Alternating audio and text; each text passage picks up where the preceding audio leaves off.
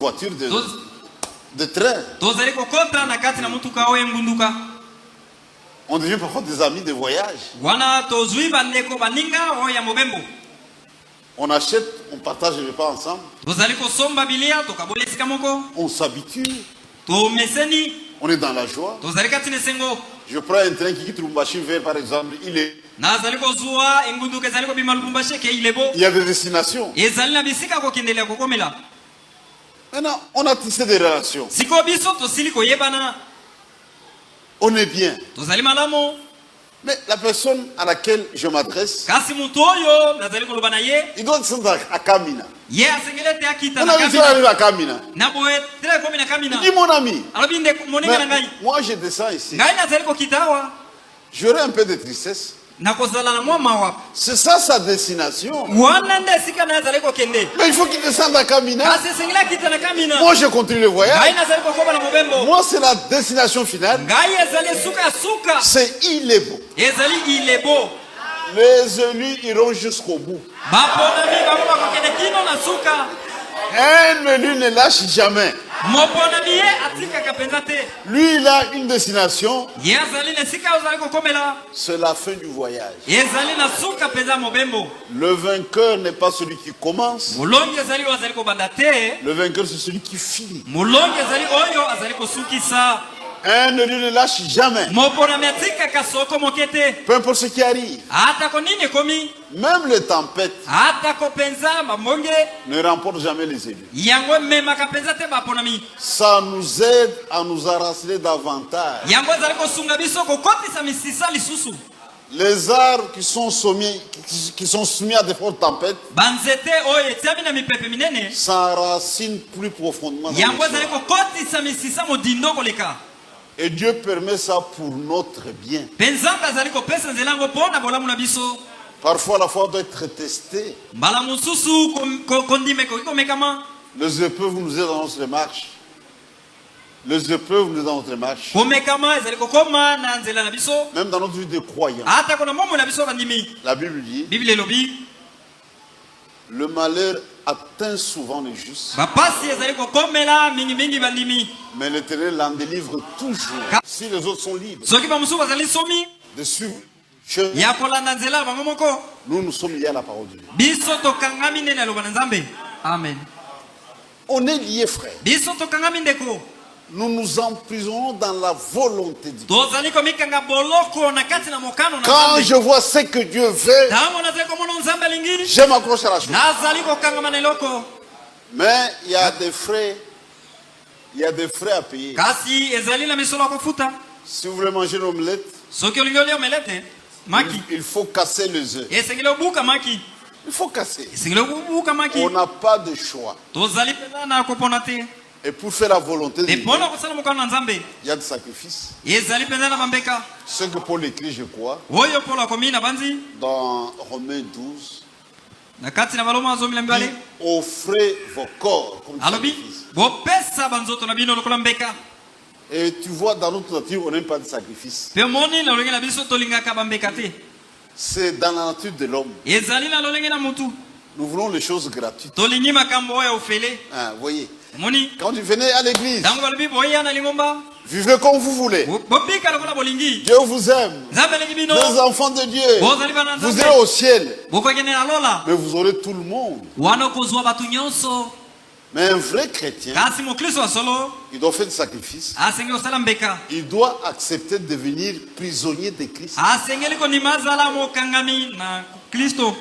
Un prisonnier ne fait pas sa volonté. Un ivrogne en prison, même s'il a soif de boire, il ne saura pas boire parce qu'il est en prison. Il souffre. Amen. Mais il y a une consolation. Les commandements du Seigneur ne sont pas pénibles pour nous. Un chrétien ne souffre pas. Quand il fait ce que Dieu veut, ça fait la joie. Quand je brise la parole de Dieu, quand je brise la parole de Dieu, Je n'ai pas besoin d'exhortation. Moi-même, je deviens malade. Et je fais tout pour établir ma relation avec Dieu. C'est dans ma nature. Quand je fais ce que Dieu veut, ça me réjouit.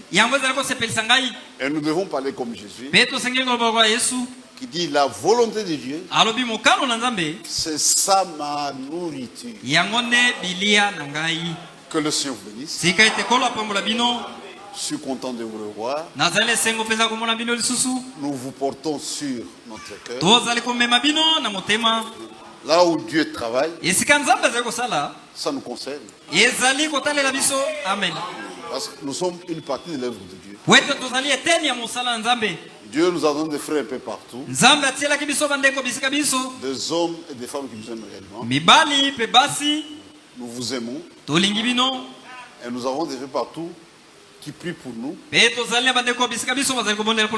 prient aussi pour l'œuvre de Dieu. Comprenez mes frères qu'en tant que croyant véritable, qu'en tant que membre du corps de Christ, Dieu compte sur vous.